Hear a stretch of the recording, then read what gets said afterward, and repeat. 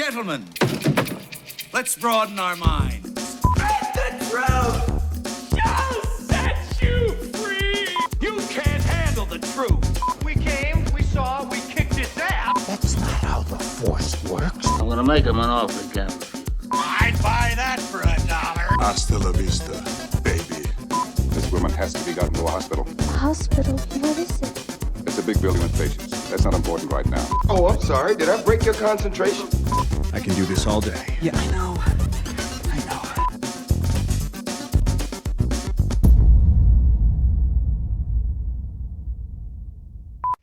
Hello and welcome to the brand new podcast called Creative Control, brought to you by Zedos Gang.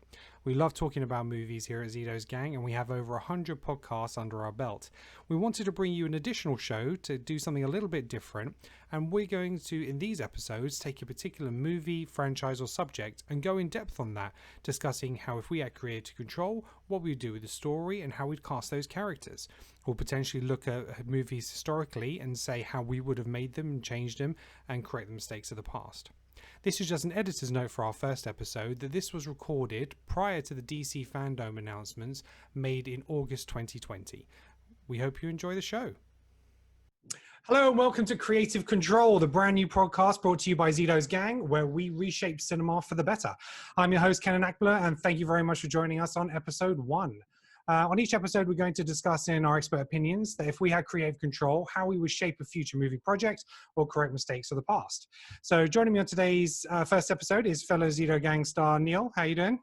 I'm good.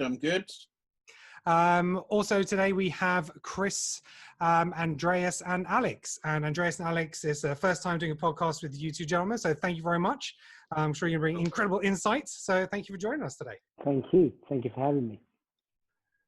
Right, so today's episode is all about the DC Extended Universe. So if you had creative control, what would you do with the DCEU, and in particular, the members of the Justice League? So we're going to go over, and first we'll start with Andreas. Right, so first, right. Okay, well, the thing with the DCU is, for me, it's a mess. I don't think you could dispute that because Warner Brothers have reacted from the beginning, and I still feel like they're reacting. They kind of, Zack Snyder was the architect of the vision. It started with Man of Steel. That was the first, really, of the DCU. And then we had Batman versus Superman. And then it started all going wrong. It culminated, apart from Wonder Woman, which was a success, it culminated in the Justice League, something that should have been, $1.5 billion grossing film, and it just didn't do the numbers, and it was sort of a Frankenstein of a movie. So then they started sort of finding their feet a bit with Walter Hamada coming in, and they started sort of focusing on these individual movies, which were gaining success somewhat. Aquaman, although I personally despise the movie, made over $1 billion. Mm-hmm. So, so really it was a success, whether I liked it or not. Joker, which was, for the money they put in, a huge success and probably my favorite of the DC universe. And Shazam, which got, really good reviews and was an enjoyable movie.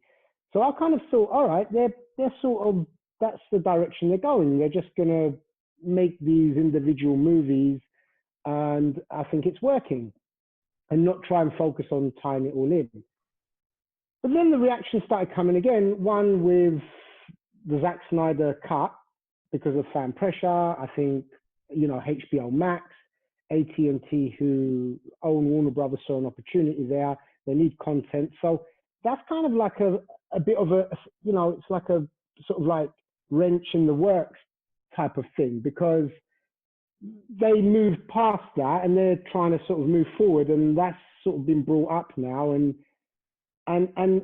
so that's happening. Okay, it's HBO Max, it's something different than what they're putting out in the cinema, so you can sort of separate it. But at the same time now, with the news of they're bringing back Burton, Michael Keaton Batman, who from the rumors, and they're not confirmed. I mean, he's not confirmed to sign on. They're using him to sort of do a Batman Beyond. Yeah. The hope is he signs on, Tim Burton directs a Batman Beyond movie, and they sort of tie in that thing. And I know he's going to be introduced in the Flash movie, which is where, and it kind of introduces a multiverse. Mm-hmm. Now, I know this could work in terms of their thing could be like comic books, different stories, different iterations, different characters, different versions, different dimensions. But what I'm saying is and for the nerds and for people that read comics, they'll sort of get it because they're sort of comfortable with that. But for the average film goer, for the people that don't read comics, that go to watch Marvel movies and sort of get it and like have gone with the story, is it going to confuse them? Like, is your average person going to understand when there's Ben Affleck's Batman on HBO Max coming back in Zack Snyder's? You've got Matt Reeves' Batman with Robert Pattinson, and now you're going to have an older Batman, Michael Keaton. Mm-hmm. So I'm thinking, wow, you know, maybe that's their thing. That's what they're going for, and that's what's going to separate them from Marvel. And it will be this mad, colorful thing of different stories and different adventures and different iterations. But personally, when I talk to people that aren't comic book heads or understand or didn't watch the animated series, they're just confused. And yeah, it depends what they're trying to do. What I would personally do is I would have, as interested as I was, as I am in the Snyder Cut, and I will be the first to watch it, although, you know, Justice League let me down, Batman versus Superman, although had some really cool stuff in it. Affleck's sort of turn as Batman, I thought was amazing. Cavill is an amazing Superman. Yeah. But just generally the film, I can't rewatch it. I can never rewatch the film. I could put on the warehouse scene and the opening and the actual fight between them, and then I just not watch it from start to finish. I can't. I've seen the cinema version, the extended version, and I've tried. I can't watch it again. So what I would do is I would just focus on standalone films for now. Mm-hmm. Yeah, this is my opinion. I would have a Henry Cavill Superman movie. Mm-hmm. You know, you could tie it in loosely with a few nods to characters, sort of the way Shazam did. Yeah. He deserves a good Superman movie. I like Man of Steel, do not get me wrong, but it was an introduction for me. It was just an introduction. He became Superman, and then Zod came, and he didn't really get that Superman moment, i.e. Christopher Reeve catching, you know, Lois Lane from the building and everyone's seen him for the first time. Or even like Returns with the airplane. Yes, with the airplane. That's the Superman moment, and that's what I felt was missing. And he never got it in Batman vs. Superman. There was a montage of him doing some good stuff, but he never got his moment. So I'm saying Henry Cavill, Superman movie, yes. Keep it sort of standalone. He deserves it. Get a good director. I know there's rumors J.J. Abrams is going to do it, but anyone like Christopher McQuarrie or, you know, Travis McKnight or Brad Bird, who did Incredibles. I mean, you know, someone that could bring that. It's not going to be like Christopher Reeve's 1970s Superman, because we're not in that era anymore. There has to be something modern and relevant to it, but it has to have that spirit. Yeah. So, I'd go with that. I'd go with the Suicide Squad. You know, I trust James Gunn. I know he's going to do so. He's just the king of bringing together these oddball characters and throwing them in a good movie. I'm super excited about Matt Reeves' Batman. I was really excited about that. You know, and I love Ben Affleck, but I was like, okay, Matt Reeves, what he did with the 8 movies was genius. You know, that I know he didn't do the first, but Caesar is, after Rocky, Caesar is my favorite movie character. You know, and that's saying a lot. It goes Rocky, and then I've surpassed everyone else with a motion capture 8, because that's how much I bought into that. So I was really like, you know, I'm up for that. So, and as much as I didn't like Aquaman, they'd be foolish not to make a sequel. It made a lot of money. So yeah, go ahead, do your Aquaman. I heard they haven't confirmed James Wan directing it. I know he's producing it. Mm-hmm. The last I read anyway. The Flash, yep, again, a standalone. I'd go with that. I wouldn't recast Ezra Miller. No. I heard he's really difficult to work with. The last, attacking the fan. Mm-hmm. And this is where the stick in the works comes back, because, yeah, I'm saying do that clean break, but we're going to see him in Zack Snyder's Justice League. But I would... Aquaman, same with Wonder Woman. So it's hard to separate them. It's hard to separate them. I'm not going to say recast Wonder Woman. She was great. Wonder Woman was a success, apart from the third act, which turned a bit sort of standardy. It was such a great, emotional, brilliant film. So with Flash, I would recast. I mean, I watched a film called The High Point with an actor called Kelvin Harrison Jr. And I thought he'd make a brilliant Flash. He's excellent. Andy Muschietti's directing it, so he's a good director. Bit iffy about Christina Hodgson writing it, because I didn't like Birds of Prey. It was empty. It was hollow. I just was watching. Yeah, I watched it for the first time 3 days ago. What did you think of it? I don't think it knew what it wanted to be. So I didn't go along for the ride. It wasn't for me. So I think the movie is a sign of the times. Yeah. So Neil, we'll move on. So Neil, what would you do with the DCU? Oh gosh, right. I mean, I'm one of the few people who really I thoroughly enjoyed Man of Steel. I thoroughly enjoyed Batman v Superman. It had problems, but I'm going when I see films like that. I love comic books. Absolutely love them. But for me, it's like when I go to see a film, I always like the quote from Frank Miller. He said, when I go to see, if I'm reading a book or if I go to see a Superman film, I don't want to see him with sweat patches under his arm. I want to see him fly. And I think with what Snyder was doing with Man of Steel, with BVS, and with what he intended for Justice League, I think he was doing a great job. Obviously, we live in a world where film studios are always kind of trailing behind each other. The second the new big shiny toy comes out, everybody's trying to recreate that. And I think what he was trying to do, where he was trying to envision, let's keep it dark, all right? They can be all light and happy-go-lucky as they want. Let's keep our shit a little bit more serious, a little bit darker, a little bit more edgy.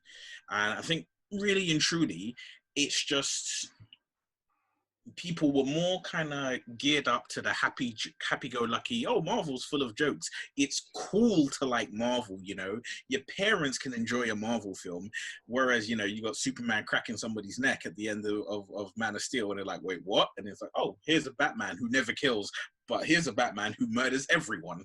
And it's like suddenly everybody was just like, no, I can't handle this. I don't like it. Oh, it's so dark. It's so dark.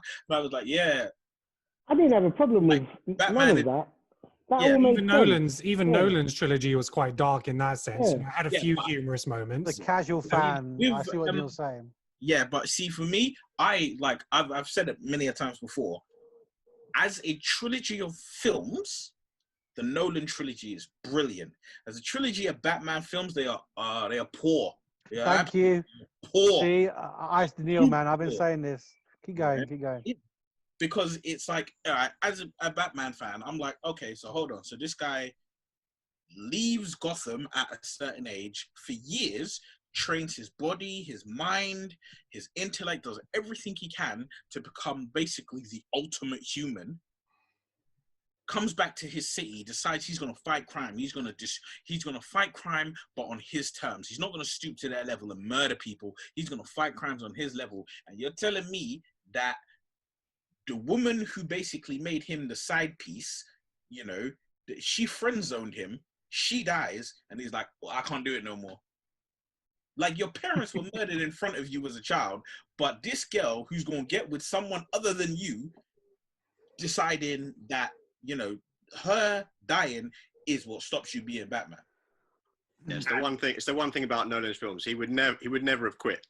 Period. Yeah, and then same with Rises. He would have gone off for his happy ending. He's Batman till he's dead, basically. You know. Yeah, and it's like even other things we can pick holes in it, but that's a story for another time. But just for me, it's poor. I mean, Batman Begins was brilliant, but second we got to The Dark Knight, as brilliant as a film it is, it's not great. Now, what I would do, given the almighty powers, I'm like, okay, first thing I'm doing, I'm walking into the Warner Brothers office with a paintball gun, and I'm spraying the place silly. I'm like, everyone who had a hand in BVS Justice League, I'm like, what's your name?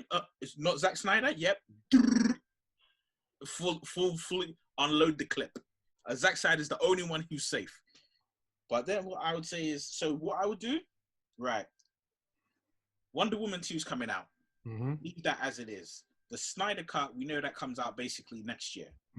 So I say the Snyder Cut, it comes out.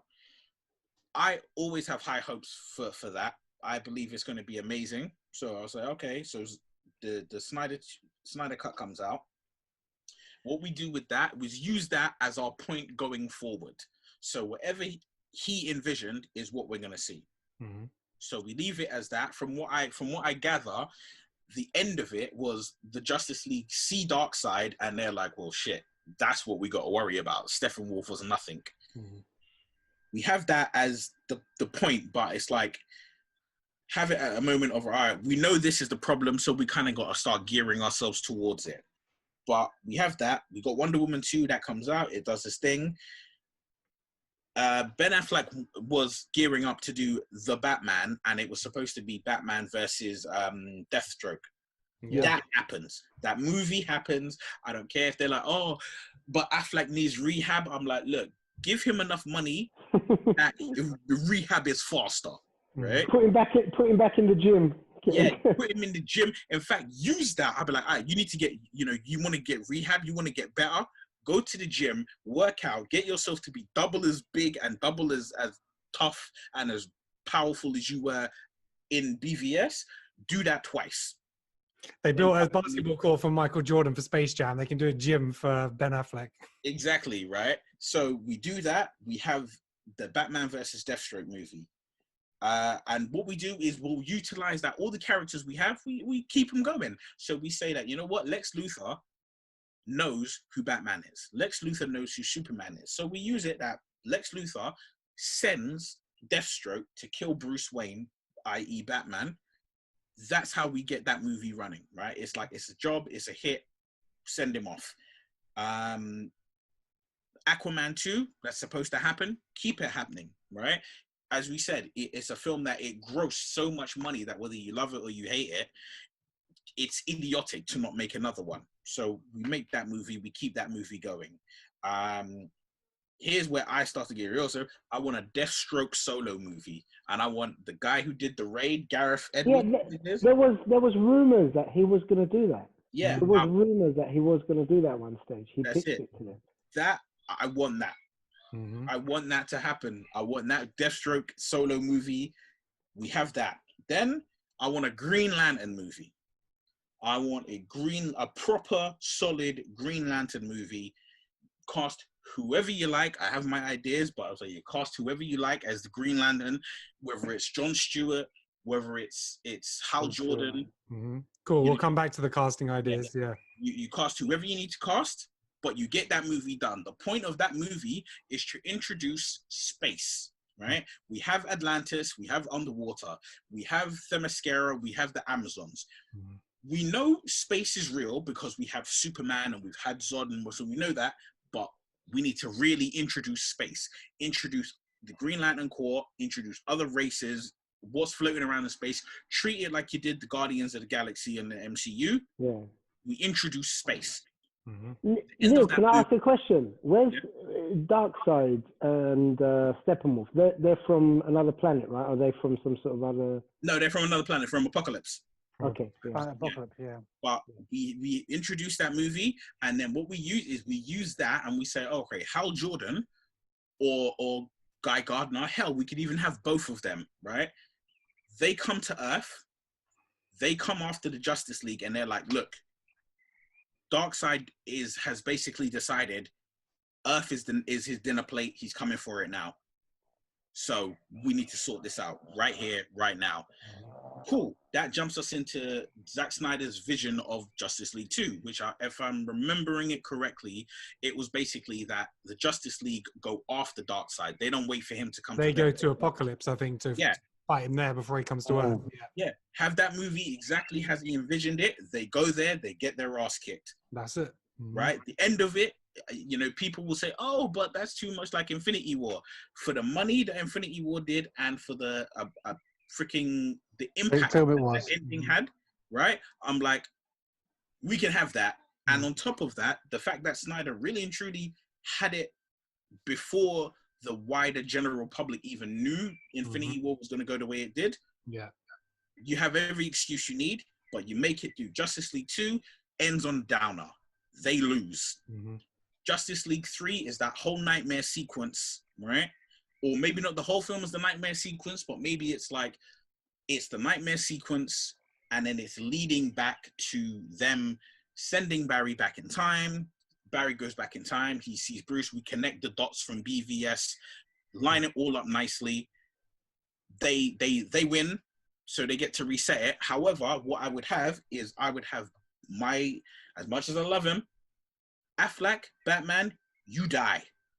That's the final kick, is you die. The next movie after that, Justice League, is Flashpoint.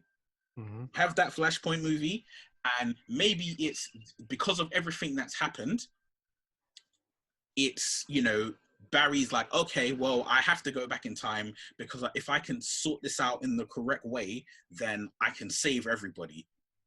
Yeah, because it ties in for the fact that when Ben Affleck's Batman recruited him, he gave him he gave him the friends and the family that he needed and wanted. Batman's whole point of bringing Superman back was he couldn't live with the guilt that Superman died, and he felt responsible.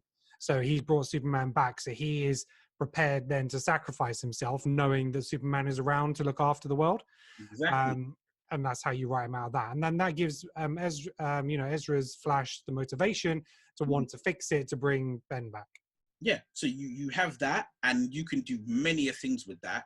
One thing that I've always toyed with the idea of, because I'm a fan of the Arrowverse, the whole TV show universe, is they had a little, like, spoiler alert for those who haven't seen it, but they had a cameo where Barry sees multiple different individuals, or multiple individuals get shown to you, one of them being Ezra Miller as the Flash. They meet, they speak. I'm like, cool, perfect. We utilize that as a way of tying everything together. So maybe he runs past, maybe we have it that, the Speed Force is this gigantic tunnel that is just made up of multiple images. Maybe it could be a road, and each road veers off, like there's different exits, and each road veers off to a different thing. And as he's running, he starts seeing stuff.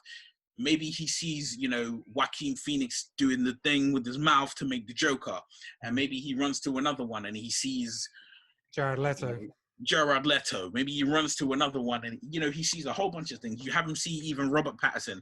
As much as I'm totally against that dude as Batman, you do all of these things. You make all of it happen. So you say, all right, a multiverse exists. All of this stuff happened. Everything you've ever seen, whether it's Batman returns, Superman returns, Smallville, whatever it is that you saw that you're a fan of, it happened just in a multiverse. We have a multiverse, accept that it exists. Goes off, he does his thing. Maybe whatever he does, he makes changes. And every time Barry makes a change, it has an adverse effect. So he does one change, Wonder Woman's at war with Aquaman. He does one change, all of the Justice League is dead. He does another change, and Justice Lords.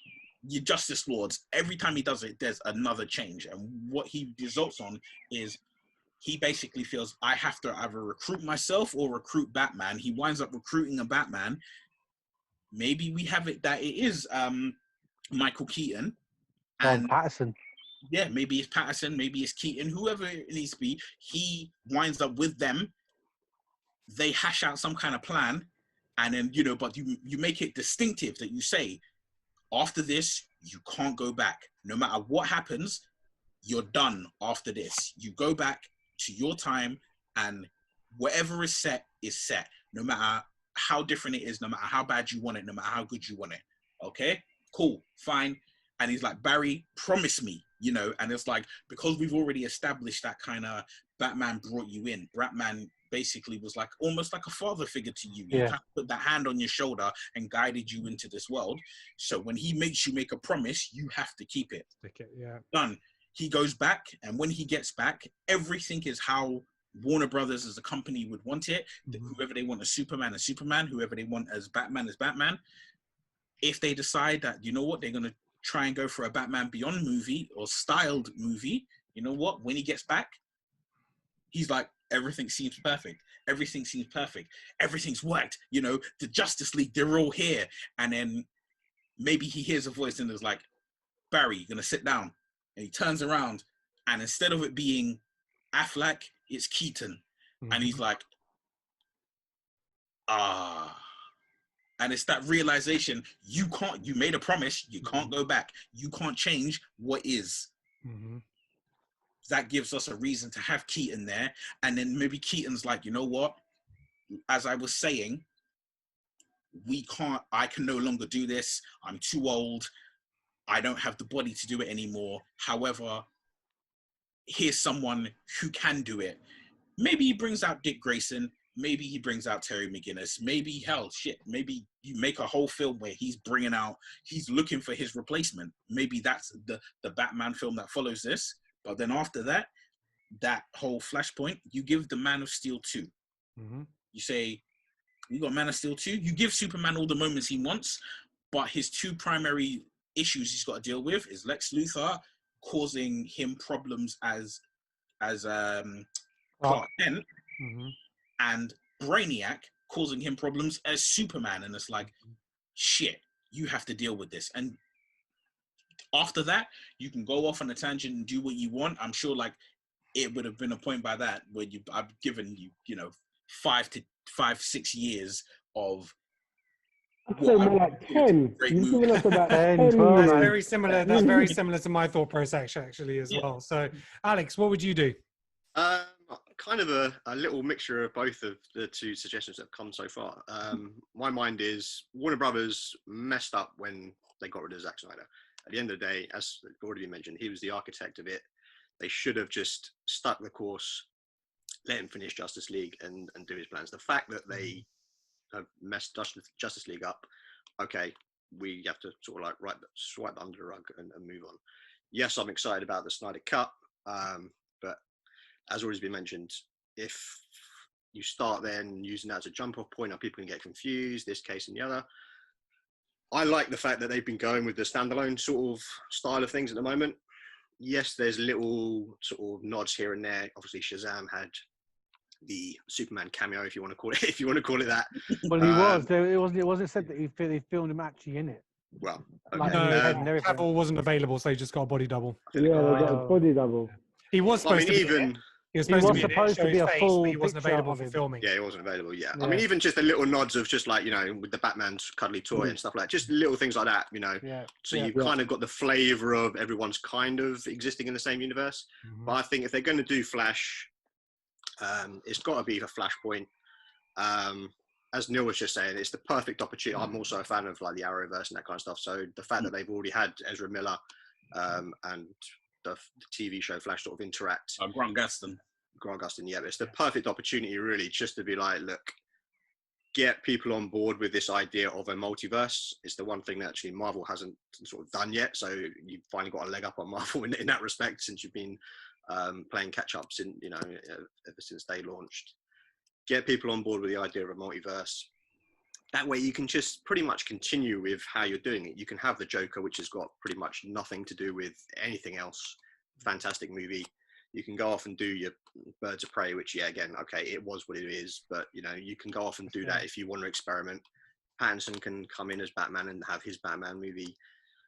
There is, yes, obviously that element, I suppose, of the audience getting confused. But I don't know whether obviously, yeah, as it's mentioned, you know, the comic book fans, we get the concept of a multiverse. That's not really too much of an issue for us. Would the casual fan get to grips with it? I don't know. But does the casual fan, I mean, yes, obviously the Marvel movies make money, so people do go and see them. But does the casual fan want to have to go and see every single movie that Marvel kicks out in order to keep up the story? Yep. Especially now with Disney Plus, and they're going to have all the TV shows and all that kind of stuff kicking in as well. Yeah. If you're missing something, are you going to feel left behind? If you go with this sort of multiverse kind of thing of DC, you know what? I don't have to watch every movie. I can pick and choose what I'm interested in. Obviously, you can keep the casting that's working. So you've got Gal Gadot still as Wonder Woman. You've got Momoa as Aquaman. You can do your Aquaman 2. Obviously, Wonder Woman 2 is already coming out. I think I've just read today that 3 is on hold at the moment, but obviously you can keep your casting for that.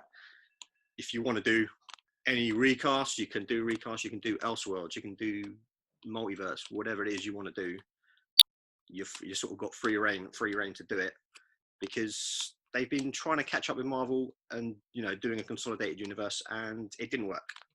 So in my mind, you've got to cut your losses. As much as I think it could have worked if they'd stuck with Snyder and they've sort of seen it through. But the fact that they sort of got rid of him and went the way they did, cut your losses and go with what's working. Aquaman's made $1 billion. Joker the same. Obviously Wonder Woman done really well. The second one, everyone's really looking forward to. Great trailer for that second. Great trailer for that second Wonder Woman, the Wonder Woman 84. Really good trailer. Yeah, just stick with what you're sort of, or what seems to be the new plan, which is good stories with good characters, regardless of how they interact with anybody else. If you want to have the little nod here and there to sort of, tip of the hat to the fans, oh yeah, look, this person sort of exists in this world, then so be it. But you don't have to have everybody all crammed in. Otherwise, you just end. As much as I enjoy the Marvel movies, and for me personally, comic book fan, Batman's my guy. So a lot of the Marvel characters, although I enjoy all the movies, apart from like X-Men and Spider-Man, I never really read as in the comic books, but I do enjoy the movies. But you do have to literally, okay, if I miss one of the movies, you sort of suddenly feel like you're out of the loop of the story and what's going on. At least with the DC, at least the route that they're going at the moment. Birds of Prey comes out, you don't hear very good reviews. All right, I'll give that a miss, and I'll wait for it to come out on DVD or whatever. And Chris, what about you? That's my 2 cents anyway. Flashpoint is the key to a lot of it, but I just have no trust in the feature film studio body to writers to put it into practice. Flashpoint is such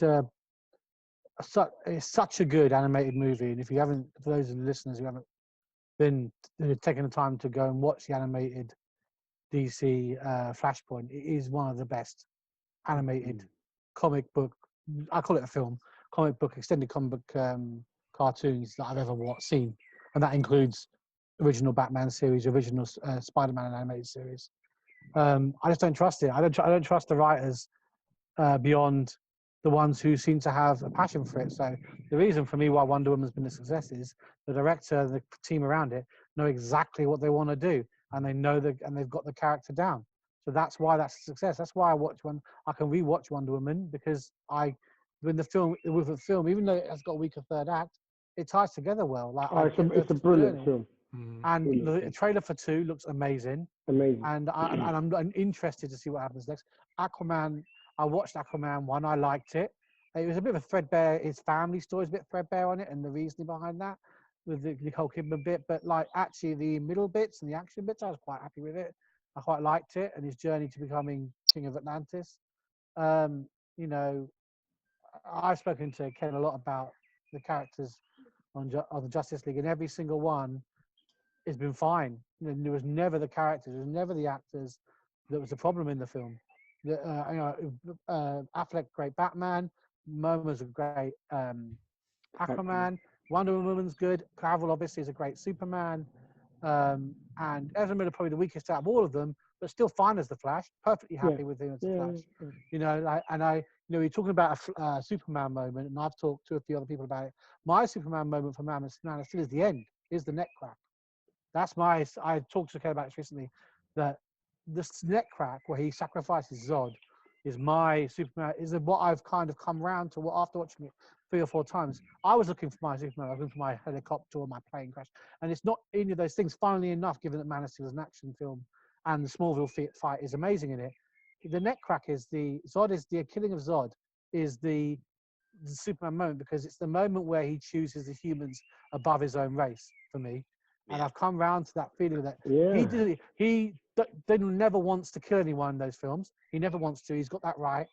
But he's left with a choice of, do I kill someone who knew my father and is a fellow Kryptonian that I don't know any more exists, or do I save this family? And he saves the humans, you know. And that, for me, now coming around to thinking about it, is my Superman moment. So I've got no problem keeping all those characters. The Snyder Cut is interesting. I want to see where it goes.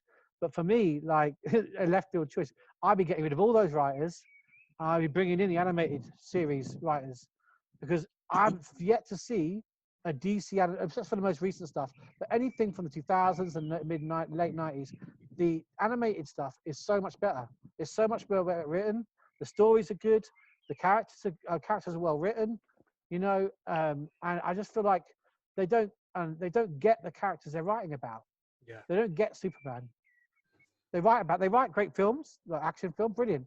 Superman Returns, Singer got closer to the character, but he got taken off because the team got taken off because it wasn't action enough. Then Man of Steel comes around. You watch Man of Steel, you liked Man of Steel, but I'm still jonesing for my character. And I've said before in other podcasts that the people at Warner Bros. Don't, and the writers around that just don't get what makes Superman tick. What makes him tick? You've got to tap into that. You've got to tap into, because he's basically an invulnerable character. You've got to have some sort of reason why. You've got to have something, a hook on him. You can't just be like, oh, I'm going to feed him Darkseid. I'm going to feed him, you know, Steppenwolf, because he's just going to beat in all the comic books and stuff. Anyone physical gets completely slaughtered by him because he's just so powerful. So you've got to have something that, you know. One of the things that sticks with me with Superman is the Black Mamba animated from Justice League, where great episode, where he gets given a present by is it Kang, the Conqueror? I think someone from the fight one, the world where the whole world's a fighting zone. I can't remember his name now, but basically he comes and gives him this Black Mamba thing. It goes on his face, and it shows him the life that he would have had on Krypton as a regular guy with a regular wife, with a regular son, working with his dad, working as a family man. And he is envisaging this, and he's got in the back of his mind, he's got this pang of like, this isn't real. And the whole episode is about the Justice League trying to get it off him, but in his world, it's him and Jean Jones through telepathy trying to break down the walls to this world. And it's what he wants more than anything is to be a normal guy living a normal life with a normal family. And when he finally breaks through the mind control and realizes that what he saw and experienced, because he experienced all the emotions and the feelings of it was real, his own son, when he realizes that's been taken away from him, that's pain for Superman. That's where you get him, and then he goes completely mental at the guy and basically nearly kills him because because of the animated show, they got that's what he's looking for. And it's that's what I don't get with the other films. Some of the characters, they just don't get them. You know, in BVS and Justice League, there was just not enough good writing around the characters. It's true, because even bring the characters emotional attachment to the characters. Yeah, because if you hear the way Cavill speaks about Superman and the character, he gets the character. Yeah, you know, he gets the importance of it. He plays it well. Hope. He clearly plays he gets it well. the fact that, you know, kids look at him and see Superman and what he needs to bring to that, and he said how it's changed him as a person. Yeah, I read that. So, you know, he gets it, but, you know, the writers aren't portraying it. So in terms of the DCU, what they've got coming up is obviously they've got Wonder Woman 2. It's been pushed back to October. So you got Kirsten Wiig as Cheetah, Pedro Pascal as Maxwell Lord. You got the Suicide Squad, like James Gunn. That's due for around August 21. So you got Margot Robbie, Jay Courtney, Viola Davis, and Joel Kinnaman. They all come back, same roles, but Jared Leto and Will Smith not there. But they've got John Cena, Storm Reed, Peter Capaldi, and they've got Idris Elba, Sean Gunn, and Taika. We can't even say his name now. Yeah, Taika Waititi. They're all in it. Obviously, you got the Batman, which I think is very much going to be its own trilogy, or however many movies that turns out to be. You've got Andy Serkis. You've got Jeffrey Wright. Zoe Kravitz as Catwoman, Paul Dano as Riddler, Colin Farrell as Penguin. You got the Black Adam movie with Dwayne The Rock Johnson, which is very much going to be a focus on his origin story. That's due in December 21. And that's likely to set up Shazam 2. And you've got Shazam 2 in the works as well, which will probably have the time between that and Black Adam, which may even set up a future confrontation between Black Adam and Superman. Yeah, and then you've got Zack Snyder's Justice League, which is going to be HBO Max in 2021. So there's a lot happening next year. Not announced, but big rumors came from yesterday that Ryan Reynolds is going to be filming some pickup shots for Justice League as Green Lantern. I saw that today. So it hasn't been confirmed yet, but there is talks about it. Obviously, in the storytelling in the film, you get to see the Green Lantern Corps in some of the flashbacks and stuff like that. It's from the film. The cuts are from the actual Green Lantern film. Yeah. They show it. And so it may be a case that they have him back and actually, you know what, here's your Green Lantern, he's ready to go. Because originally Zack Snyder's Justice League was supposed to be Unite the Seven. That's how it was all marketed. There's talk about Green Lantern. There was Martian Manhunter, who's supposed to be the Colonel from Man of Steel. He's supposed to be in the background and still there. But then, and then you've got the news that obviously you've got the original Batman, but my Batman is from 1989. You know, he's the Batman that I grew up with Michael Keaton coming back. Batman. And, you know, what they want from him is to be sort of like the Nick Fury type role where he oversees things. There are various plots and movies going forward. So much like Neil said, I can definitely see them. I think a lot of it's going to depend because obviously Wonder Woman 2 is already in the bag. Suicide Squad's already in the bag. So a lot of those releases are happening. The more they get to see of the Snyder Cut in real form, that'll base a lot of decisions. And depending on the feedback, because like Andrea said, HBO wanted that because it's original content. They saw what The Mandalorian did for Disney Plus. HBO Max needed original content.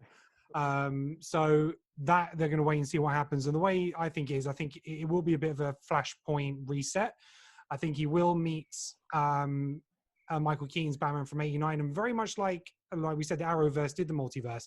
What they did is they called all obviously the Earths different Earths. So they had the scene where Robert Wall was in it, and he reprised his role as a reporter Alexander Knox from the original movie.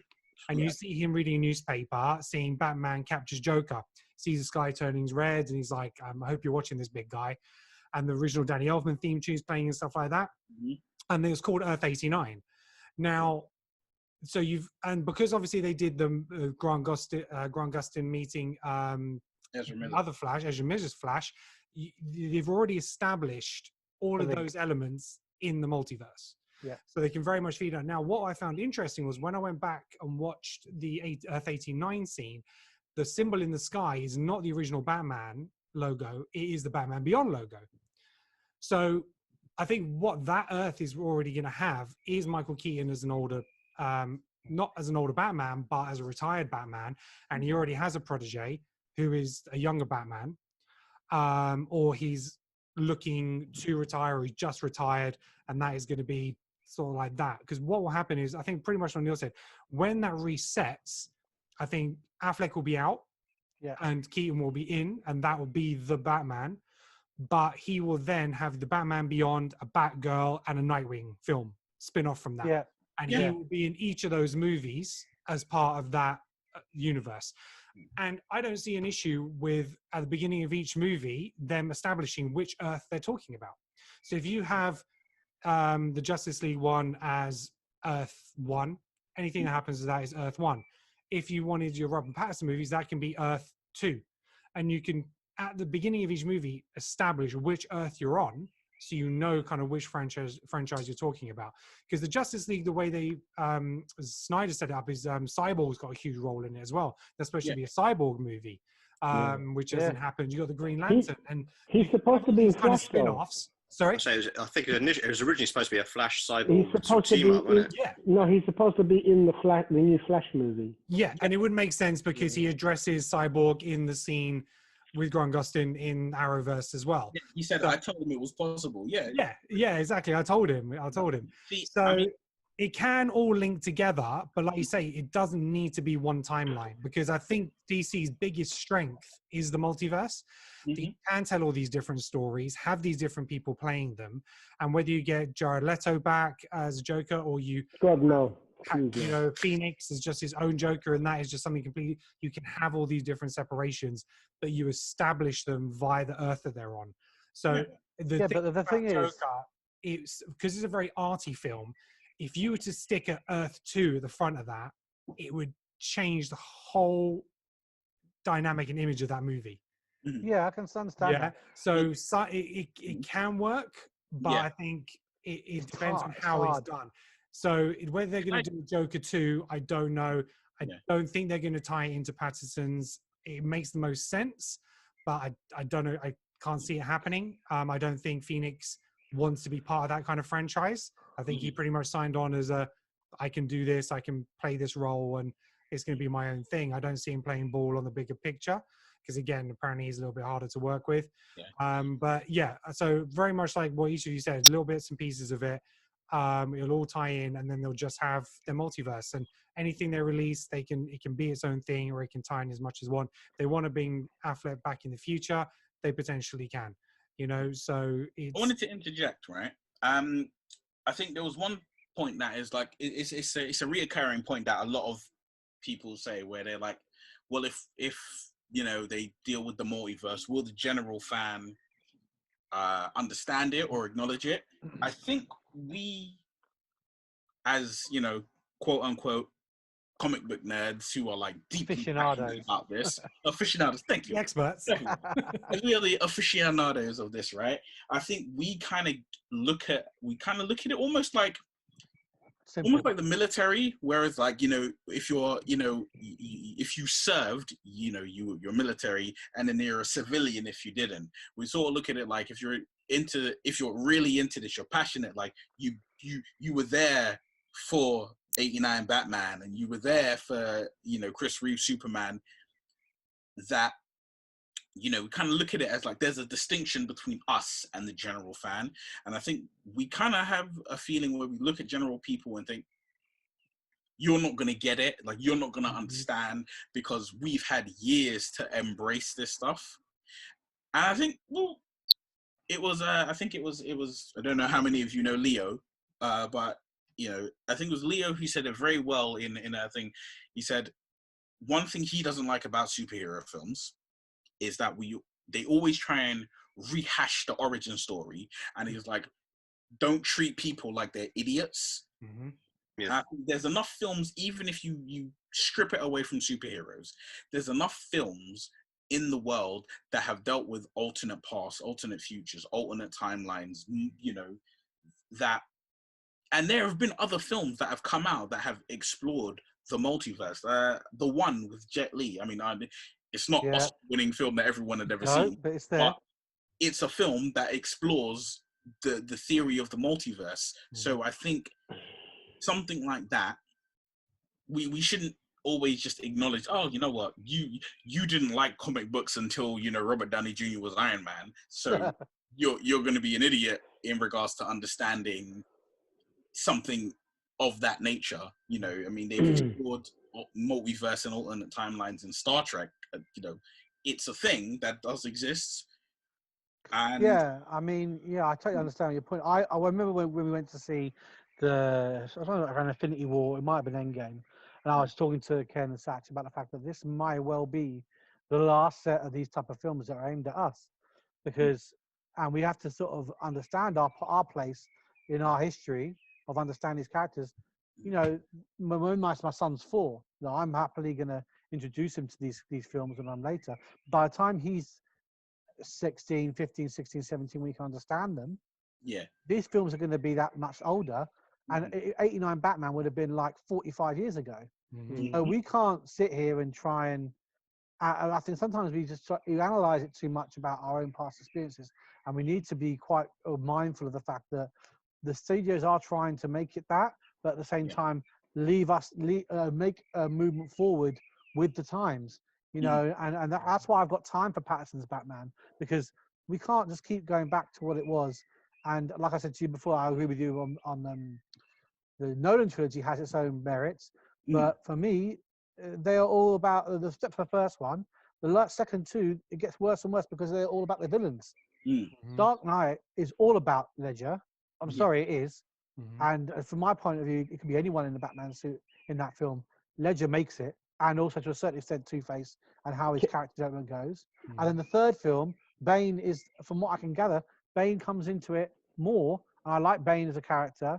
I just don't get. As I said to Ken recently, as I look back at the Nolan trilogy, there are great points in it, but there are. I really am not a big fan of the Batman character in them.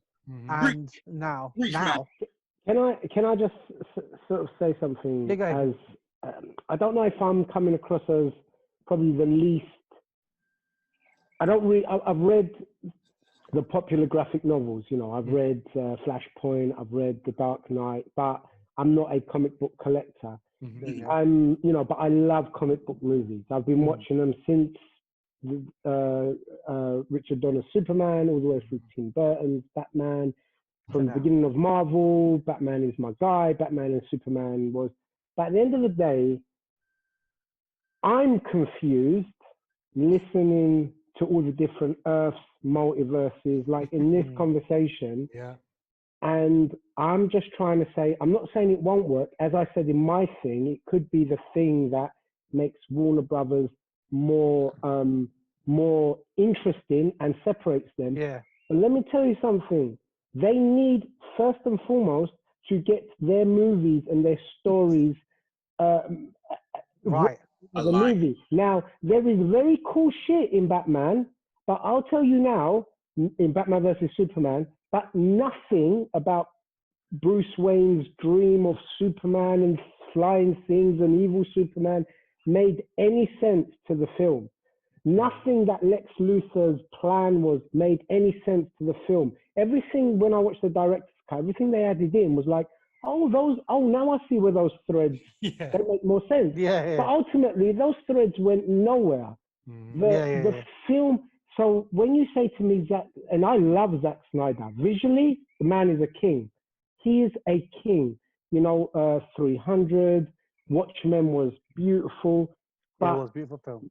You know, and maybe it's not his fault. Maybe it's David Goyer, was he the writer on it? Yeah, David. But ultimately, for the public to understand a multiverse, they've just got to make sure, as someone else said, that they get those writers, and it could be getting in the animated series writers, make movies that first and foremost, the foundation is built, that the general public understand that story in that film, and then I feel you can build upon those with universes, different iterations, because that's what's going to keep them from getting too confused. Because if they're confused watching Batman vs Superman, and I understand why, it's not because they're sick. It's, you know, I watch a film, I want to see through lines, I want to see progression of the story. Plot threads coming to a close. I just don't want to see a million ideas thrown in one and then Doomsday thrown in at the end. Just what the hell? Doomsday, a massive plot in itself, shoehorned in at the end. You know, and like don't get me started on that, man. Don't get me started on the death of Superman balls up that film was. Absolute joke. Absolute joke. Well, the thing is about what those films did. The death of Superman didn't have the impact it needed because we didn't see Superman as a hero enough. You know, because when this was all put out, after Man of Steel, it was Man of Steel 2 at Comic-Con. That's what they announced. It was equal. And then it was Man of Steel 2 is going to have Batman appear in it. Then it became Batman versus Superman, and they kept forcing the issue. Now, what they could have done is they could have gone straight to, like they did with the animated series, and gone to Justice League War, have all your characters established. Here's everybody, crack on, enjoy. What the studio does is they look at their market demographic, and they're like, who is going to spend money at the cinema? It's going to be your people between 30 to 50 years old. That's our target market. Yeah. So what we have is nostalgia. Yeah, because they grew up on 89 Batman. They grew up with the Richard Donner Superman. They grew up on all these things, which if we throw that back at them, they'll come back for more. Because the box office success of Justice League was a shambles. It took like 600 million worldwide. You know, for those characters, it should have made billion and a half. You Two. know, like should have made exactly. You Doing know, more than Marvel because they are more made- iconic characters. yeah, it should have made all the money. So what they're doing now is they're looking, what have we got that can bring that demographic back to the fold? And because ultimately it's money. Michael Keaton, everyone loves Michael Keaton's Batman. So they're saying, right, actually, you know, Joel Schumacher, rest in peace, we're going to discard his movies. They're not going to be canon anymore. So it's going to come straight off of Returns. So, you know, and the same, you know, Superman, when they do Superman Returns, we're going to disregard 3 and 4. It's going to come straight off of 2. They'll pick and choose what they want to fit their narrative to get the money. So this is where like we say, creative control. You need someone to be able to say, hang on, let's refocus here. Let's have a look at what we're doing. We need to look at, like Chris said, the long term and the short term, because all these kids are coming through. They're going to see Michael Keaton and say, oh, he's the Vulture. Oh, what do you mean he's Batman now? Oh, hang on. Yeah. Let's establish it. You have to make it clear. Ryan Reynolds is the Green Lantern. I thought he was Deadpool. You know, and so you're trying to pick up on all these old threads to make things cool for the shock value for those people who grew up on that stuff, but it's not going to wash with the younger audience. So they really got to have the right balance. They have the right writing for the characters. The characters have to be likable and meaty for these younger people to come into. You know, you go, and that's where Wonder Woman works. Women, you know, and it was aimed at women, you know, women power and that, etc., and taking that and making that, you know, improving the audience participation from that side of things as well was a key part of that, and it worked. That was the focus. One of the focuses that was to show her as a strong character. That succeeded. You know, across the movie she's in, she's a strong character. You know, it's been established now, and that was good.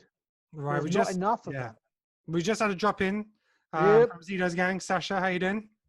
All good, man. All good. Refreshed. I've eaten again. Most important thing You for were you, man. eating on the last one. I was eating. He's eating on the other podcast. Now he's eating on this one. Jeez. Well, you know this, man. He's always squilling. So Sasha, before we wrap up, because you're coming to the end, if you had creative control, what would you do with the DCEU? Because you haven't heard what we've said. 5 minutes only. Oh, you guys ain't gonna like what I would do. Go no on. one's gonna like what I would do. Come. There's no way similar.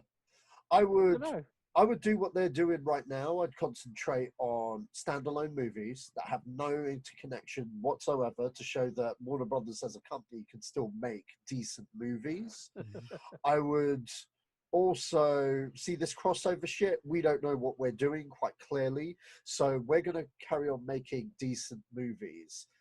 That means the whole superhero thing, bar 1 or 2 of them or whatever, we're going to put that on hold for about 7 years to give people time to digest that shit. In the meantime, we plan out what our cinematic universe would be and look at early Marvel stuff, plan out a Superman through line franchise, a Batman franchise, a proper Wonder Woman franchise as standalone films at first. Maybe have them cross over in the second film, sequels kind of thing, like those early Marvel ones. And then build it up to a Justice League War. Done. Boom. Where you can introduce the strange and the craziness. But this is really heavily on getting rid of the shit we've got now. Because in my eyes, you can't save that shit.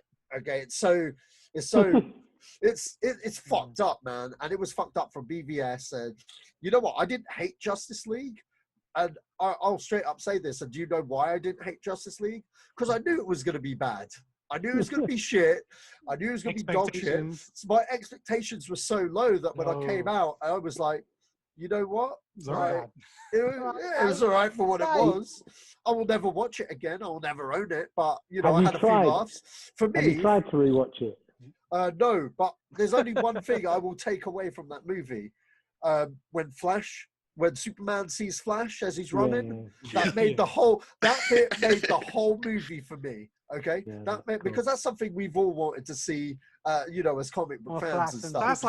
That's like episode 1, the pod race defense. Yeah, it is. The pod race was pretty cool. It was pretty cool, but then so was the lightsaber fights. In fact, you know what? Fuck that. Phantom Menace has more going for it than fucking Justice League does. Hands down. Yeah. Okay. And that's a whole other podcast. Okay? That's another podcast. That's a whole other podcast. But 5 hours. Yeah, but I'm just saying, like, yeah, they just need a reboot. They need to reboot because I think the trouble is with the studio is they see the characters who got the potential. They know Wonder Woman, Aquaman, Cavill, they have actually all got the potential to do really well in their own movies. Oh yeah, they do. And that's why they need to reset it. You know, I think they've lost Affleck. I think he's lost interest in it. I think he feels quite beaten down by the studio.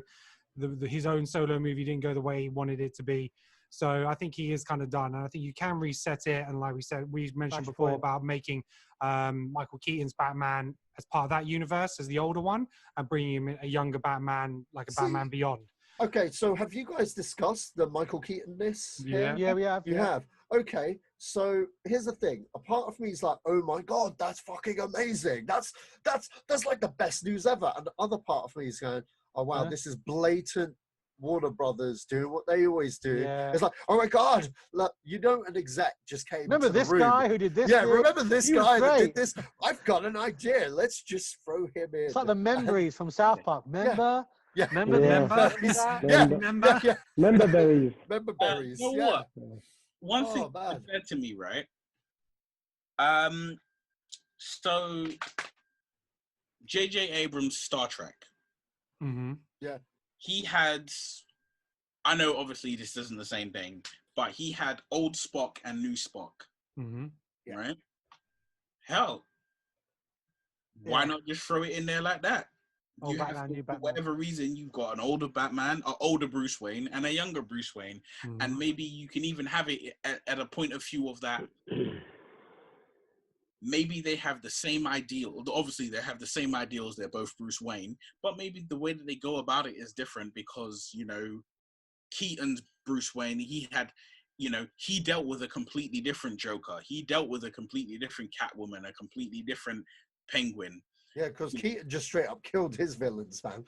Yeah. I fucking didn't mess around. Next.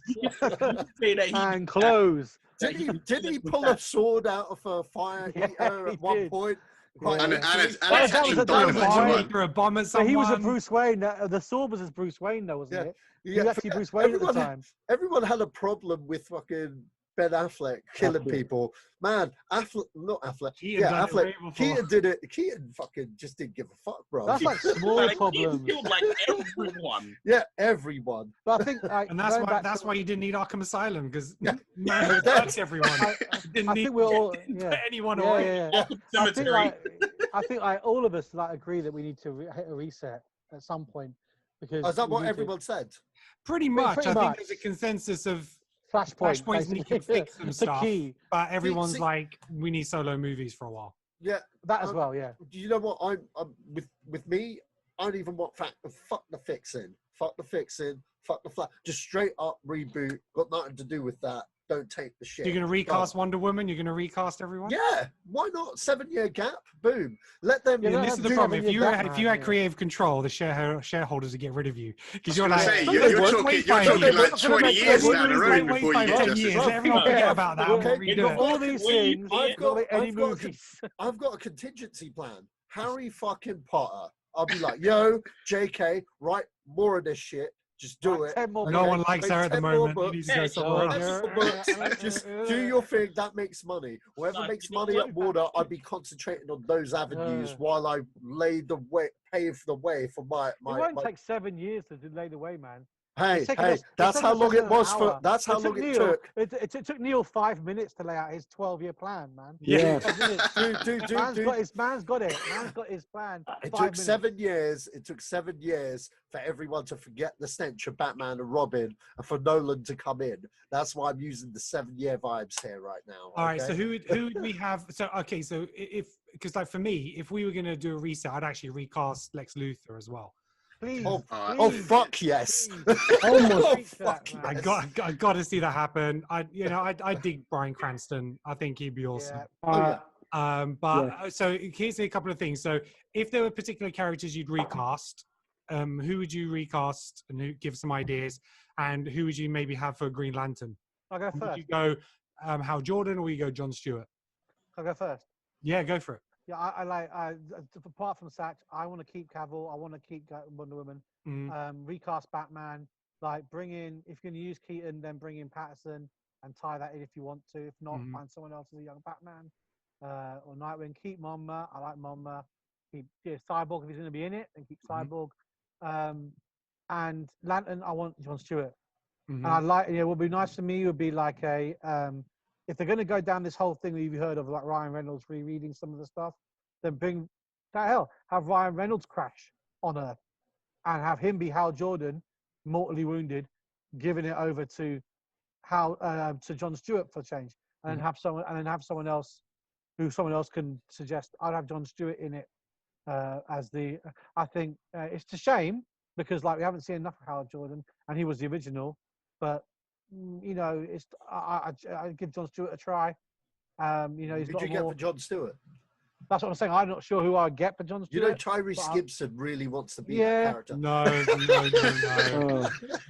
If he wasn't already in the Suicide Squad, now Idris would have been. Idris needs to be in so many roles, man. Idris needs to be in. There's so many roles that he would kill, and not just the roles that you would archetype him for.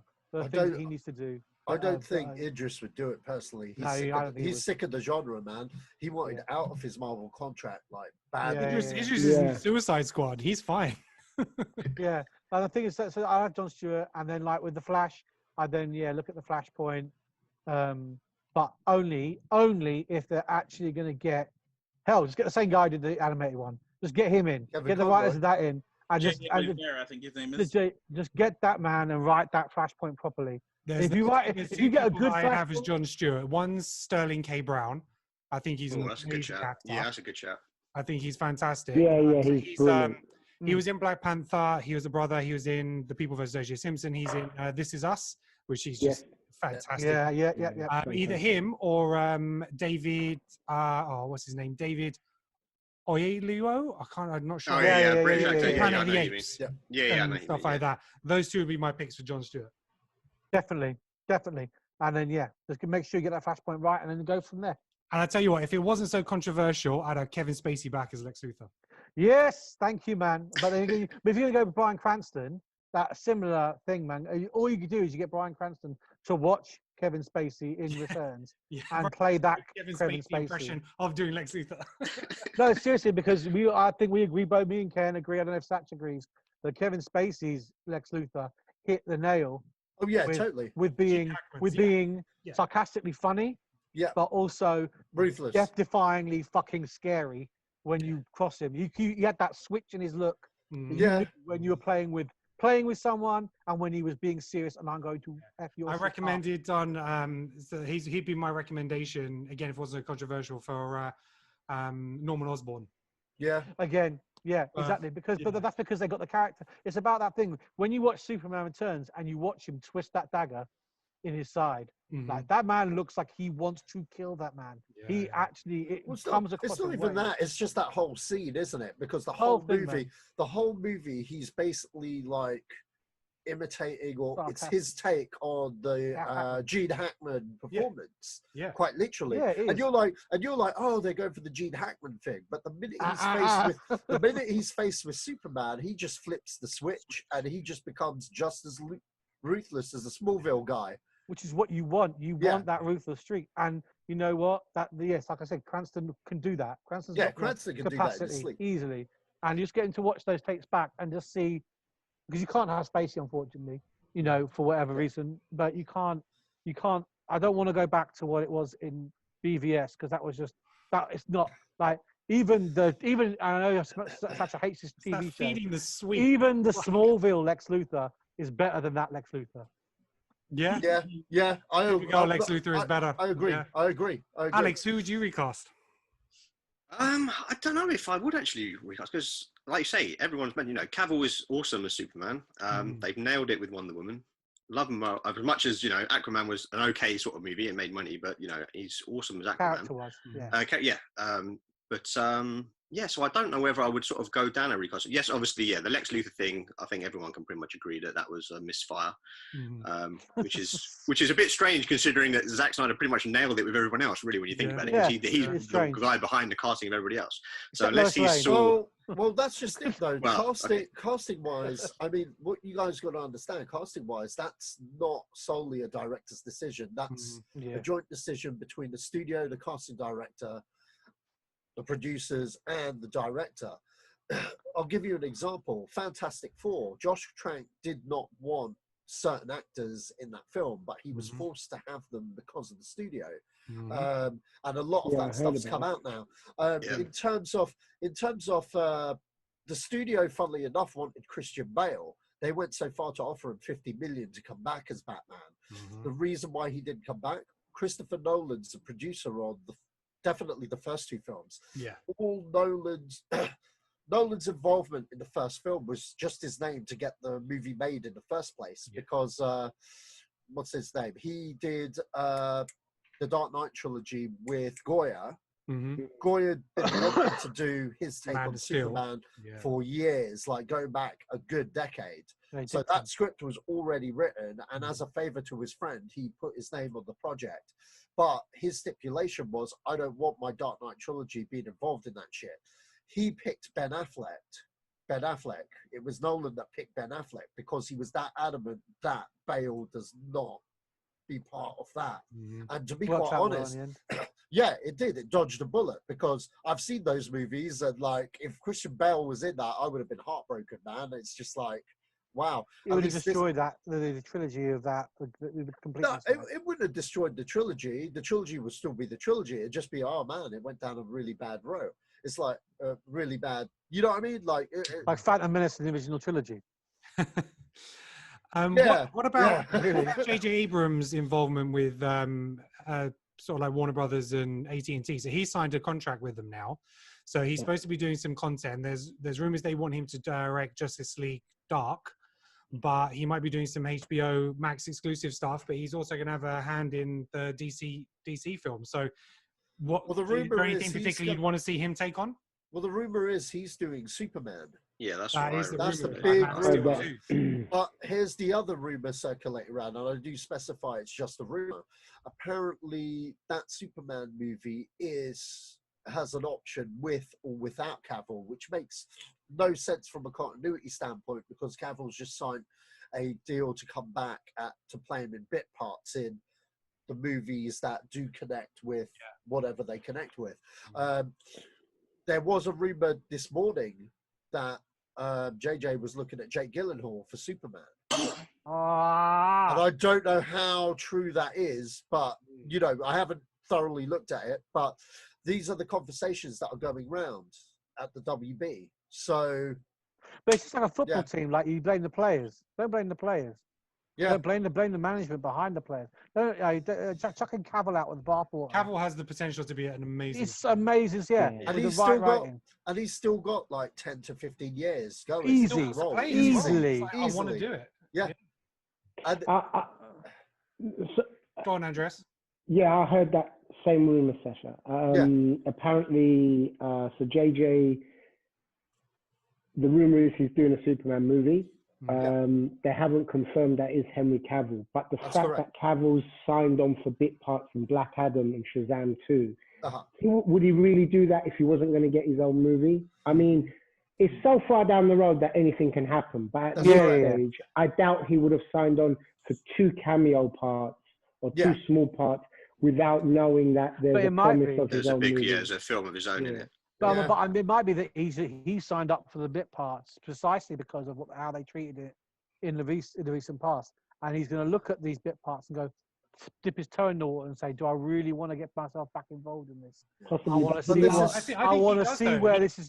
I want to see where this is going." Yeah, he just did an interview with Patrick Stewart recently. He says, and I hope to play him for many more years. I hope to get the chance to play him for many more years. He wants it. He really wants to play that character. Surely the commitment he's got to do in terms of like just the fitness level. I mean, how jacked is he? You're not going to go for all that for just a couple of like bit parts here and there over the next few years.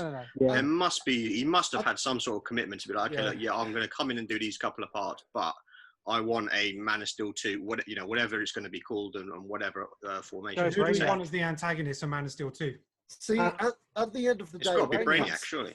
When it comes to signing a contract, you know, that's fine. He signed that for a Man of Steel 2. That doesn't necessarily mean that's going to happen. Still, even though he's contracted for it, Affleck signed on to write, direct, and star. Yeah, exactly. Because ultimately it comes down to the studio heads. I'll give you a good example. The previous Superman, Now, there was an interview. Now, Lex Luthor from Smallville, what's his name? Michael Rosenbaum. Michael Rosenbaum. He actually does a really good podcast called Inside of You. Yeah. Inside of You, yeah. And he did an interview with, what's his name? Brandon Routh. Brandon Routh, yeah. He did a really good interview with Brandon Routh. And Brandon Routh, you got to understand, when he was Superman, that was his 15 minutes of fame. You know what I mean? Like, you could go nowhere without seeing the Man of Steel anywhere. No. Because that movie, the advertising on that was ridiculous. It was ridiculous, yeah. And you know, we all thought, myself included, that he was going to be Superman for a very long time. Bryan Singer was signed to do a Man of Steel sequel, and then basically that fell through. Now, the fact of the matter is, Man of Steel didn't make the super money, but it did break even. And not only did it break even, it was one of those movies where it was like, we can just spin it, or we can do another one, but it's all dependent on the director of the first one, and it's all dependent on Bryan Singer. And what did Bryan Singer do? He chose to do different movies, and he wanted to get out of a contract with Warner's, which is why he did the Peach movie. No, the fucking giant movie with Beast from X-Men. What's it? Jack and the Beanstalk type thing. Oh, James and the Giant Peach. Yeah, no, Jack and the Beanstalk. Jack the Giant Killer. Oh, Yeah. okay. Yeah, that was Bryan Singer, and that's the most un-Bryan Singer movie ever. In fact, I didn't even know that. I didn't know that was a Singer film. Yeah, it's a Bryan Singer film, I swear to God. And you know what? I guarantee you his DOP directed that, because as what's come out, man likes to disappear on set every now and again. So for reasons I won't disclose on this podcast, but yeah, CD purposes and all of that. But anyway, dude did that movie, and he just didn't want to do a Superman movie because he threw his rattle because people didn't like Returns. You know what I mean? He threw, literally, and so he just decided to go back to X-Men. You know what I mean? And he couldn't direct First Class because he had this contract with Warner's, because he was supposed to direct First Class. Because if you look at it, he co-wrote it because he did the story. It was his story. And then Matthew Vaughn, a better director, came and made it amazing. And I mean, I like his X-Men films, except for Apocalypse. But Returns. Yeah. Returns is like his own film. It's like a film for him. Oh, yeah, totally. Yeah, and it comes across as that. Yeah, there's only a few elements that kind of spoil Returns. Generally, it's quite a good movie, but there just were a few elements that just didn't quite work. But Brandon Routh, the Superman, I thought was fantastic. He was fantastic. But the thing was, he was thrown under a bus mainly because Bryan Singer just didn't want to continue with Superman. Yeah, basically. And they blamed him, and they blamed his portrayal of not being actiony enough at the time in the original criticisms that came out in the aftermath of the film. You know, too much was leveled at him, and not at the actual, well, both him direction. and the film. Yeah. See, not the direction, but like, they just look like what they did with it, because we all agree we like the moment with the plane. I love the moment with any of his interactions with Lex Luthor are good, you know, but and then we you know, if you have watched the crossovers, one of the high points, the crossovers on TV, was him coming back to do Kingdom Come Superman. And he was the same Superman from Returns. Same Superman from Returns, and he slayed it as that Kingdom Come. Man, Superman. you know and what? He looked He the showed part up so much. He showed up in one scene where he's fighting the TV version. I'm gonna say this. I'm gonna say this straight up. I'm gonna say it straight up. I don't like that TV version, and you know what? I don't like him even more now. Do you know why? Because when you had them both squared up to each other, I'm like, well, there's Superman and there's a kid in cosplay. Yeah, who the hell is this? Literally, who the hell is this guy? And now he's got his own show with Lois. Got his own show. That angers me. Shut up! He's got his own show. Yes, Superman and Lois show. Oh, man, Tyler, like, watch Flashpoint. We're gonna have Dean Cain back. Watch. No, because Dean Cain's already been in Supergirl. Flashpoint, baby, anything goes. Yeah. Even in Supergirl, they've had her play the woman who played Lois play her mom. Mum. Dean Cain was her dad. Dean Cain was her dad. She's played two characters in the same show. Dean Cain was her human dad. The human guy, the dad who took her in, is Dean Cain. That's his scientist. Yeah. On record for anyone, I do not watch these shows. Yeah, I'm going to make you laugh, Sash, right? When you saw that little clip, that was a running joke throughout the whole crossover. Was every time Lois saw another version of Superman, she was like, she'd look at that Superman and then she'd look at her Superman and be like, man, I did not get the. What? Yeah, I didn't get the right one. Tom Welling was hilarious because Tom Welling was proper buff, and he was trying to hide it with the clothes with a lumberjack shirt. But he was like twice the size. He was twice the body size of Tyler, and it just looked ridiculous. It looked ridiculous. The guy looks like a wafer thin piece of biscuit. It's just when I watch Supergirl, and like I have to say there are moments when it's whack, but there have been some story arcs that have been quite meaningful in terms of outside of the comic book world, like Alien, Supergirl, I think. Stuff like that. Yeah, but basically, like, I can't remember what I was saying, but like, when I heard they were going to bring Superman into the TV show, it was just like, no, because then they had to write off these completely random storylines as to why he wasn't staying and kicking everyone's butt. Because if you're Superman in a TV show, you should be kicking everyone's butt. Yeah. Right. And this is my problem with all of this shit. TV with. All right. I'm going to probably go on a rant here. Okay. Well, not too long. Just 2 minutes. Let me get these cast members in. Yeah. Neil, give us your casting because we're going to wrap this up in a minute. Go on. Let's then we'll go off. We'll right, stop recording and go on. If we're talking about Green Lantern, right? For me, I would prefer to see John Stewart than Hal Jordan.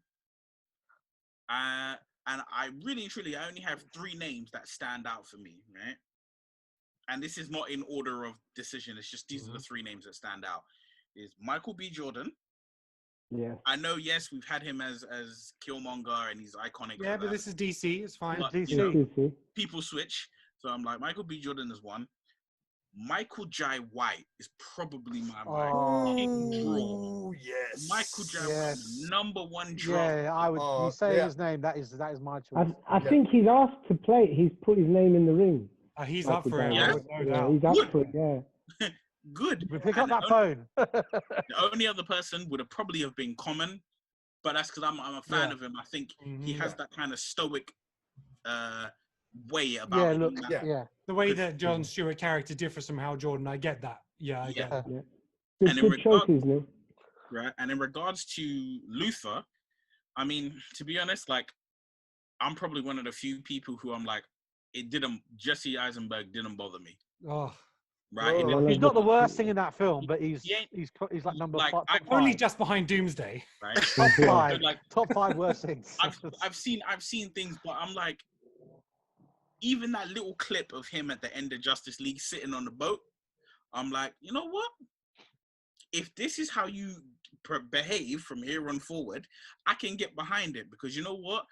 It's an origin story. I'm not supposed to see you in your final form when I first see you. Let me see you get to your final form, especially if you started out as like a punk kid, snot running down your lip while you're ringing the bell has been rung and the snot's dribbling down your lip.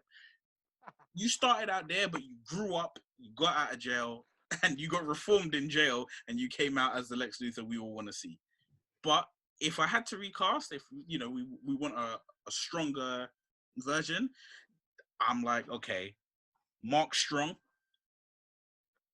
He's been in Shazam though. Shazam though, yeah, that's the only damn. He Yeah, I was- was going to say that's the only damn. He was a side. villain in Shazam. Yeah. J.K. Simmons, but he's been Gordon, so that would have been that's an opportunity. But we're resetting. Anything is possible, but yeah.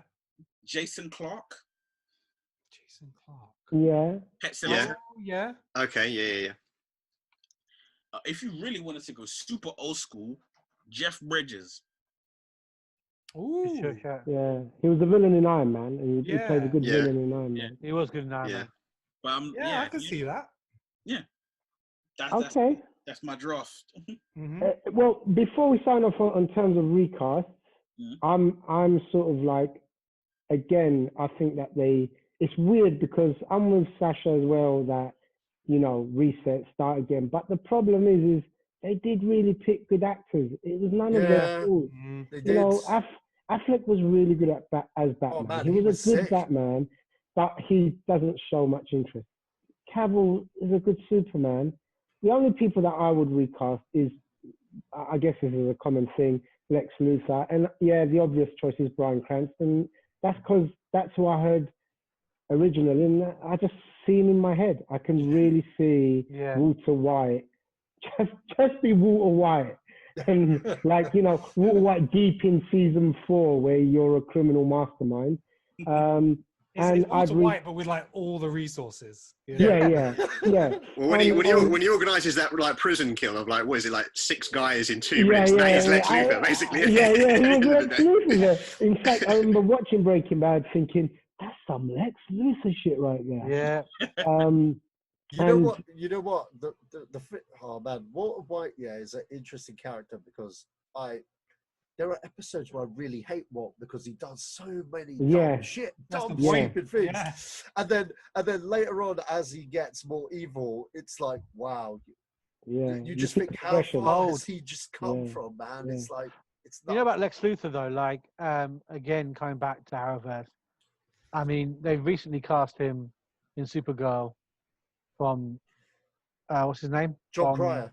John Cryer. 2.5 So so Superman comes in, Supergirl, I'm like, geez, I don't know, some random guy, and I see him, I'm like, no. John Cryer, I hear John Cryer is going to be Lex Luthor. I'm like, fuck, they're fucking this show up. Man comes in. He's good. And he is brilliant. good. He is good. And the last series, like these series just come where because he was the best bit that came out of the crossover. Yeah. The whole way that, because I don't know if Satch, you saw what happened in the end. Did you see that in the end of this crossover? No, I didn't see what happened. Basically, they gave him the book, and the world was rewritten to Lex Luthor's point. So he wrote himself as the good guy, as a philanthropist, and then he gave the memories back to everyone. All the superheroes kept their memories, so they all knew him as a bad guy. But everyone in the world, including their friends, thought he was the best guy in the world, Times Man of the Year. And then in the series, what they did really well was they made him reflect on the fact that he was too busy about Kryptonians and focus more on the bigger plan. And then gradually through the series, they bring it back to the fact that he can't lose that craziness about Kryptonians. He can't get Superman, Supergirl out of his brain. Like they're like just inside his brain, and that's his weakness. And that's what I liked about how they made the character. They made the fact that he hated them a weakness of him, right? And that he would overlook things or make mistakes that Lex Luthor would normally make because of the fact that he hated them so much. I like the emotional attachment they gave him to Supergirl, and less so to Man of Steel because Superman, because of the show. But he's been amazing in that, and the way he's dealt with the character has been so refreshing. And that's the difference between a good well-written Lex Luthor as opposed to Eisenberg, who's just being weird for weird's sake. But then we've got to look at the Arrowverse and say, look, we're looking at these people like Greg Beeman, directors and stuff, who've been in it since Smallville, like 2000. Like these guys have been making superhero TV shows for nearly 20 years. Like they seem to have got their formulas. Not maybe they don't hit the mark every single time, but they have their general formulas for character creation and linking down. You know? Yeah. The weakness of Flash, some of the villains, great things about him. Reverse Flash, single-handedly one of the best comic book TV Arrowverse villains. I love the Reverse Flash. Brilliant. In the TV that was a show, good season. He is, that was a good season, but he's been in it back in it, Satch. And every time they've written him back into it, he's been great in it. The character of him and the way that he plays him. But anyway, off topic, let's move on. Well, that's pretty much it. We're going to wrap the podcast up there. I think we could fix the DCU if we had creative control, but we'll send this out 12 years. When we post this, we'll tag Warner Brothers in, get someone to listen. And Neil's ready. He's got his phone is ready. Can't get me. Hashtag save the league. Hashtag save the league.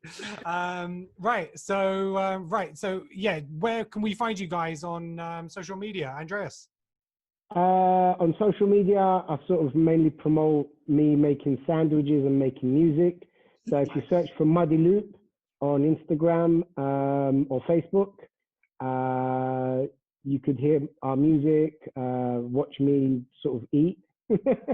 Nice. Eat, make music and watch movies. That's pretty much me. So Muddy Loop, MUDDYLOOP, all one word. Muddy Loop, lovely. Neil, where can we find you? Instagram. You can find me on Instagram at Shoot for Moon Pics. But it's shoot the number 4 moon PICS. Well, you gonna see Warner Brothers. Pay attention. Yeah. Yeah. You're gonna see me doing some stuff. With your roadmap. Yeah, you're gonna see me. You're gonna see my food, basically, my food and you know, the back of my nephew and niece's head while I get them to play SNES, and you know, that's about it. Hashtag raise them right. Yeah. Alex, you on social media? I'm on Instagram, but I'm, you know, not really promoting anything, but you can find me at Lex_Damon. Awesome. Chris, you're a ghost on social media. You can't find me on the social media. You are a ghost. Sasha, where can we find you? Sashman3 on Twitter, or you could hit up my YouTube and check out my short films. Just type in my name, Sasha Alari. Check them all out and like them. Like them. Like them. All right, you can follow me on Twitter at Kenan Talks Film. That's Kenan, Kenan Talks Film. Please let us know your thoughts on this episode. Suggest some movies and franchises for us to discuss in the future. You'll be able to catch all our future episodes on YouTube, iTunes, or Stitcher, as we're part of the Zedos Gang crew. So thank you very much for listening. This has been Creative Control from Zedos Gang. Peace out.